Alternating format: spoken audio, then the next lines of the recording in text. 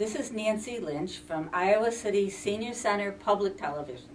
And I am here today. I will be talking with Susan Wakefield. And Susan had an experience of bringing a family loved one from North Carolina to Iowa City, and she'll tell us about the help she got that enabled her to do that. Susan, can you explain to us what your problem was and why you just didn't use the usual methods? Well, we live here in the Iowa City area, and my husband's parents lived for many years in North Carolina. We got a call that his father had had a heart attack. His father and mother-in-law, age 93, had been insistent on living in their own home 1,000 miles away from us. And so when he had the heart attack, we scooted right there to North Carolina. And at that time, then they were no longer able to live in their own home because he had been Lee's mother's caretaker for the last several years. What we were thinking all along is we would certainly like them to live closer to us here in Iowa City.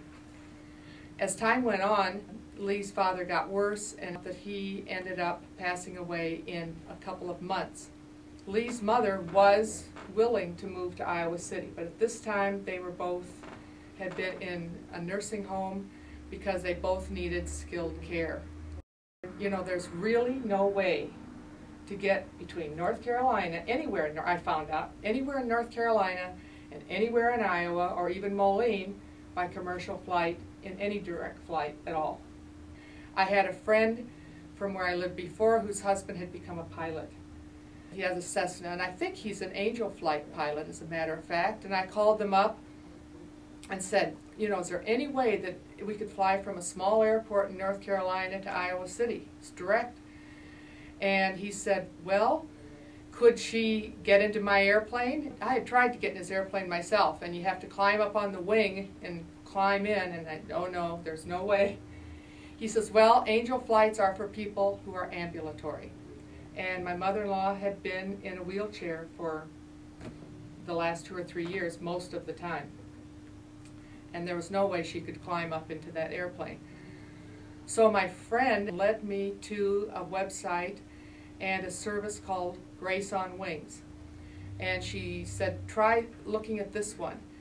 And at that point, that we found our answer. And so Grace on Wings is a way to fly people with disabilities then from one place to another who can't get on a regular plane or even a regular small plane. Yeah. So tell me exactly what do they do? It's an air ambulance. Okay. All right. An air. That's a good description. Yeah, it is an air ambulance, but it's the only charity air ambulance service in the country at the moment. It only started 4 years ago. I've learned a little bit about how it started. The man who's the pilot, whose name is Hal Blank, and his wife Tammy, met when he was a physician assistant and she's a nurse. And somewhere along the line he also became a pilot. I don't know all of that, but in any case, about 4 years ago they decided a service was needed to get loved ones from one faraway place to another faraway place quickly and safely. And who's eligible for this then? If you are too ill for a commercial flight, too ill for long-distance ground transportation, unable to afford transportation to access critical medical care, that's the charity part of it. To be eligible, you must have a condition requiring medical supervised transport for a distance of at least 150 miles. Okay. Anyone who for some reason, usually a handicapped person, a person who has undergone medical procedures and needs a way to get close to their loved ones in a direct fashion and a fast fashion. The drive between North Carolina and here on the way back, because we had a truck loaded with things, took my husband and my brother in 2 different vehicles 3 days. But our flight back took us 3 hours. That's a big difference. It was wonderful. That can make a big difference Yes. to the patient, Yes, the yes. person. So if you need such a service, how do you go about finding these people and applying for their help? Well, it's graceonwings.org. And then there is a procedure, once you look at everything, there is a procedure to apply online. I believe there's even a phone number to call. As it turns out, the person that you deal with is Tammy, the co-owner. She and her husband have a, by the way, I'd like to point out that they see this as their Christian charity, which is where the Grace on Wings idea comes from, and they operate right now out of the Indianapolis airport. People have asked me, what kind of airplane is it? Well, I've learned it's made by Mitsubishi, and it's a twin-engine turboprop, and really nice plane. And it belongs to them. Okay. As a matter of fact, they were talking on the way back, they have the idea that they would like to locate in a small, more suburb-type area in Indianapolis, in a small airport, and build a hangar that would house their airplane, have a dormitory for their assistants, and a living quarters for them. Because their children are grown and out of the house now. And so they operate, he's a pilot, they had a co-pilot, a nurse, and on our particular flight, and I don't think my mother-in-law really needed all this help, there were 2 paramedics. But I think the reason was that one of the paramedics was a woman who had been a paramedic for years but never had gone on a flight, and they were trying to persuade her that this is something she would like to do. Because they volunteer their time. It's a charity. They volunteer their time, and they have this airplane. And all of the people, the paramedics and the nurses, they're all volunteers? They're all volunteers, yeah. We didn't say that we couldn't afford it. I think if you're in desperate need and you can't afford it, you can get flown from here to there. But we didn't feel like our case was either desperate or immediate charity case or anything like that. So we were asked to pay for the fuel and for the medical malpractice insurance premium, which is not cheap. But it was about 1/3 of the cost of a commercial air ambulance. That's a big difference. A huge difference, yeah. And what about, what kind of permission do you need to do this? Do you need a doctor's certificate saying that the patient is able to fly, or how does that get arranged? Good question, because there's a whole bunch of stuff online. Required information checklist for a social worker case manager is this particular one. And there's a whole page on their website, too, of all the HIPAA rules and how they follow those. They get permission from a doctor that the person can make the flight in the first place. So it's very, very closely connected with the medical world in terms of who comes on the flight and their care throughout. Did you have to sign anything saying that you wouldn't sue them if something went wrong, or? I'm not sure about that. I can't remember all the details of what. Actually, there was one thing they had to do about, if there's an emergency, do you want CPR? And she had to decide yes or no, and that had to be signed. So there are various medical safeguards built in, and they do make sure they follow those. So what they really wanted from me is, is she flying from one institution to another institution? And in this case, yes. And in most cases, in a medical situation, they're even flying from one hospital to another hospital. In our case, it was from one nursing care home to another care home in the Iowa City area. And so what she wanted when I contacted Tammy is to know who the social workers were in each place. And so she contacted the social workers because each institution had paperwork to fill out. And they had to submit what the medical condition of the person was. They ended up giving me a password to get online and download these papers.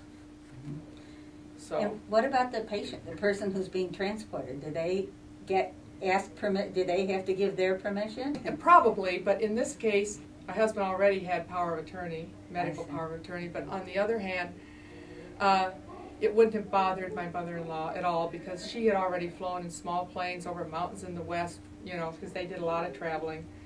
So in her own way, I think she was looking forward to it. And as a matter of fact, it was a little bit difficult because I'd say, all right, today we're going, and we'd go and just about all ready, and she was all mentally ready, and she could hardly wait to go.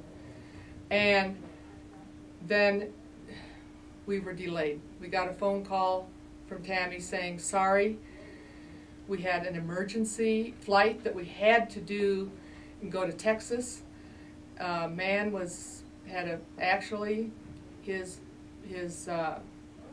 bone marrow transplant, his second one, had failed in Texas, but all his loved ones were back in the Midwest, and he wanted to get back to where they were.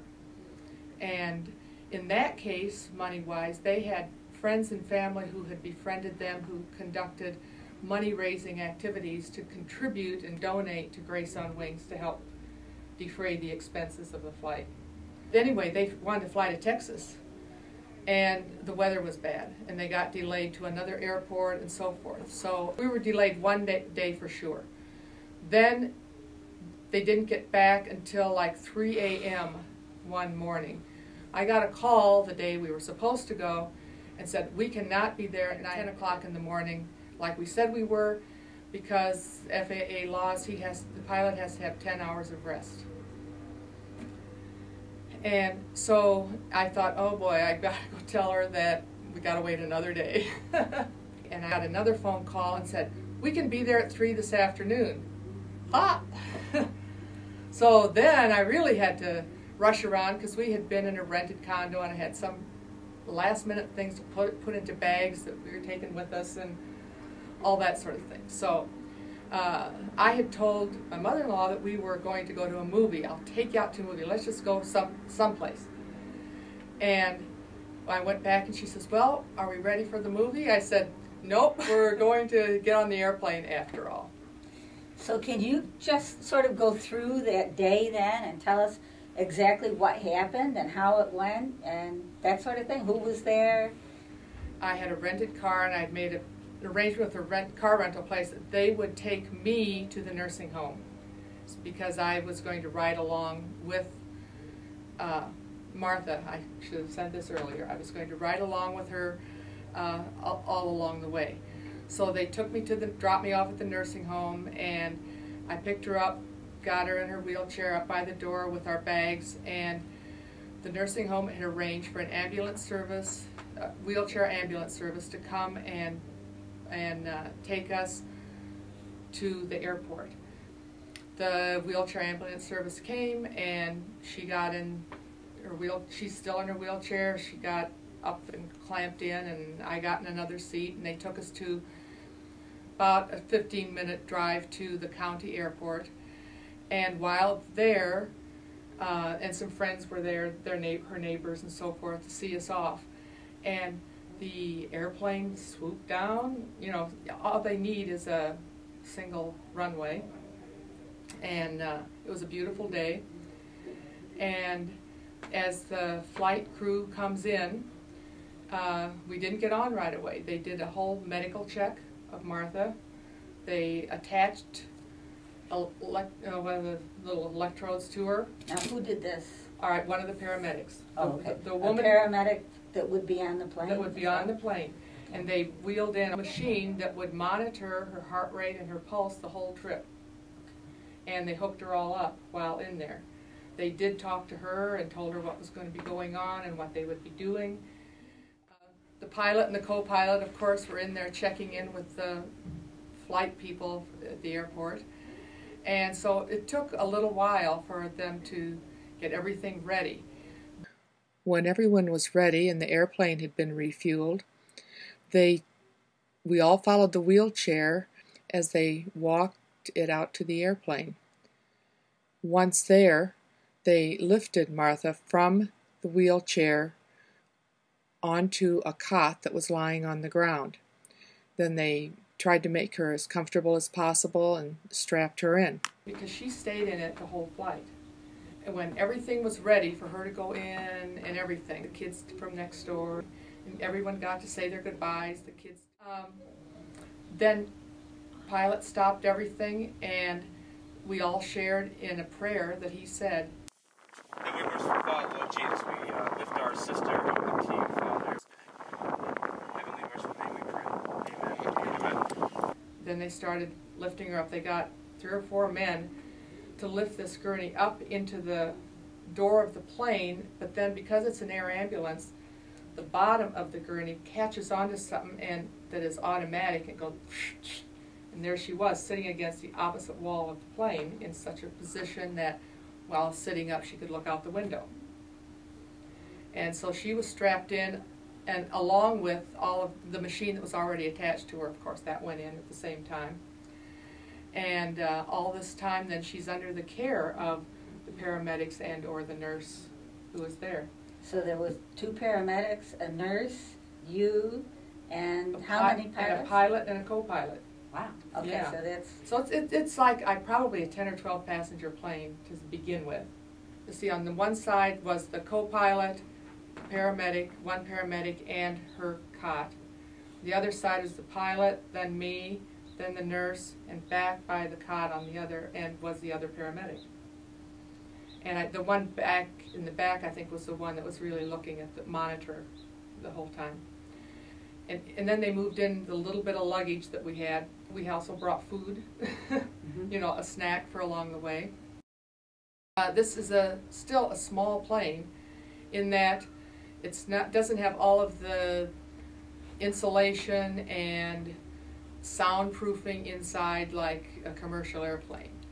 So when you're in there, they could not find an earphone for Martha. They ended up putting earplugs in her ears, whereas the rest of us then had the earphones with the microphone connector so we could communicate with each other throughout the flight. Near the end, I finally noticed, I said, oh, my feet really feel funny. Well, yeah, the floor was vibrating the whole time too. So you were in a small plane. Was it a quiet day, a quiet flight, no storms or clouds or anything to stir things up? It was sort of clear when we started out, but we did go up and get up over the clouds. He said partway there, he says, there's going to be a little bit of turbulence, and maybe there was, and it wasn't so significant that I even remember it. As a matter of fact, I got a couple great shots out the airplane window, sort of the sun setting behind these clouds because we were traveling west. It was to my way of thinking, a very smooth flight, really. We chatted along the way, ate our snacks. That's how I learned a little bit about their plans for wanting their own hangar someday. Because we were flying late in the afternoon into the evening, the original plans is in nice weather they would have come down in the Iowa City Airport. But the Iowa City Airport doesn't have a tower that would help guide them in with instruments or anything after dark. And so the plans were then switched to Cedar Rapids. But knowing that, they arranged for the wheelchair ambulance to meet us there. And so by the time we landed, we went up to the back part of this eastern Iowa airport that I've never seen before, way in the back, and we were deplaned right there, and the wheelchair ambulance drove right up, and she was shifted from their cot into another wheelchair and into this ambulance, and less than a half hour later we pulled up in Iowa City. I guess we got there about 7 o'clock approximately in Iowa City. And they did monitor her signs, her vital signs the whole way. Every now and then they would be asking her, how are things with you, and so on and so forth, and she'd just nod and things were fine. How does she feel about that now? Does she have something to tell all of her new acquaintances? And well, maybe we'll find out. Sounds like it's an adventure. Yeah, it was an adventure for her and me, and I think we both liked it. Because I'm a person that volunteers here at SCTV too, I'm going to try to go and take a video camera over right now where Martha is and talk with her. Because since she has returned and is receiving such excellent care and encouragement to get with her walker every day, she has improved a lot. And I think she might enjoy telling a little bit about her side of it. Grace on Wing is all the attention I got and the care I got. You had no worries. They took care of everything. the pilot, Mm-hmm.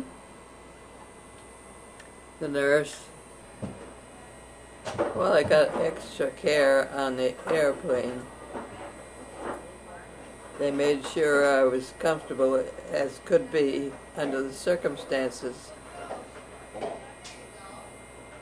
And they monitored my vital signs all the time. The cot you were on, how comfortable was that?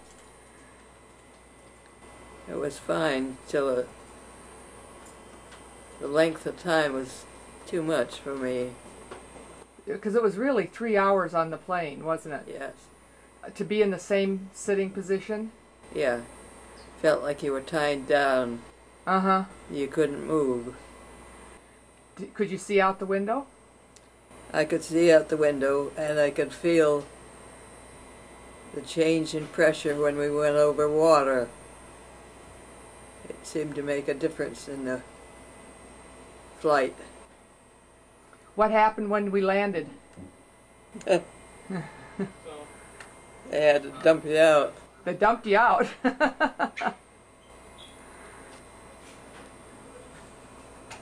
They took you out very carefully, one at a time. And there were people there to meet us with a van. Mm-hmm. It was cold that day. Didn't bother me. Good. I had just a couple of questions about Grace on Wings. Mm-hmm. Is this something that is a full-time occupation now for the owners? Yes, I think it is. They do it so much that they're Mm-hmm. actually doing it all the time. I would really recommend looking at their website, graceonwings.org. And if someone doesn't have internet capability, is there a telephone number, or can they look it up? I suppose if you go to the library, someone there can Well, help there you is a with that. telephone number. Here it is. It says it's 877 is the area code. Then it says 75 Grace, Grace, which happens to be 754-7223. Oh, that's easy to remember. Which is easy enough to remember. The other thing is the family or the patient themselves does not have to contact Grace on Wings. I think they can be contacted by social workers, by physicians, by anyone connected with a patient. In fact, I think they're commonly contacted by some health professional to help transport a patient, the more when people learn about their existence. So that's one reason I think I'm here. I think it would be very, very good for anyone who needs transport for someone that has some sort of medical condition, a non-ambulatory person that needs transport to get from one place in the United States closer to where a loved one lives. I would definitely look into Grace on Wings. And you said that this is a Christian mission for the owners, and Yes. But I think from what you said, it's open to anyone. It's not just a service for Oh, other definitely. Christian things like that. Definitely. Any person This who is needs their services. Yes. This is Is- their mission, but they are willing to serve anyone who really needs it. Okay. Yes. And I also talked to him on the way. I said, oh, my grandson might be interested in becoming an EMT. He was looking into it in high school because they've got a program. It's sort of a vocational program from their high school. He lives in Indiana, not too far from where they are based. And so they volunteered, oh, have him come and see us, you know. And so if he really does get into the EMT program, I'm certainly going to encourage not only him to go see it, but for his whole program to have a field trip there. I guess one other question is, are they interested in volunteers? Are they interested in pilot volunteers or EMT volunteers or? Definitely. Definitely. In fact, that's why I think their dream is to have dormitory space for volunteers, paramedics who are between flights or coming to be on one of their flights, a place to stay until the flight takes off and so forth. So yes, it's such a worthwhile thing because they are truly helping people with every flight. Grace on Wings is a nonprofit public charity organization, a 501c3. if you know the codes. Mhm. It provides charity air ambulance services within the United States, and as I've said, it's based out of Indianapolis. So they can go, you can go anywhere in the United States. Yes. I would assume that doesn't include Hawaii and Alaska. I but- honestly do not know. Yeah, well, I'm not sure a small plane could No, fly I to don't Hawaii. think so. I don't think so. But, Maybe Alaska with a, I even don't know if they'd have to stop along the way, but Yeah. Oh, did you have to stop? at no, all? we didn't. No, Okay. no, this was a direct flight, and it was so wonderful not to have to deal with everything you need to deal with these days on a commercial flight. The way to contact them initially is to fill out your application and get the paperwork from the internet. So it would be helpful to know someone who deals with the internet, even if you go to the library and get it. But then in the end, most of my communication was with Tammy by telephone. If you look on the website, there are even places that says view the video. So they do have short videos, as well as I see that this photograph I'm holding shows the inside of the airplane, as well as the plane itself. And there's also a way for people to, as for all charities, a way you can donate. You can even donate by the month, regularly. You can give a one-time donation. What we actually gave for paying for the fuel and so forth was our donation. And it was just really, really well worth it for the attention and care that Martha received. And there's also a tab on there for medical professionals so that they can look up specific Yes. information and for possible volunteers. There are tabs for ministry, for volunteers, for medical professionals, for patients, and request a flight. So it's a well-designed and interesting and very thorough website. There's also a place about contact us, about us, donations. There are other missions they've had. As a matter of fact, I clicked on that one today, and it shows a calendar in an airplane, by the month, airplane, what days they have flown missions and what days they're planning to fly missions in the future. They call each flight a mission. And I checked, and sure enough, back there the day we flew, there's a little airplane. That was our flight. One other thing. The people who know you and love you, who are on the ground, can actually track your flight. And so our family and the person who recommended this in the first place, I told them the flight tracking place to go and the flight number, and sure enough, you get a little graphic, I think, that shows the airplane moving across the United States until it lands. So that was an interesting thing too. Well, thank you very much. And remember, this agency that she's talking about, this group, is called Grace on Wings.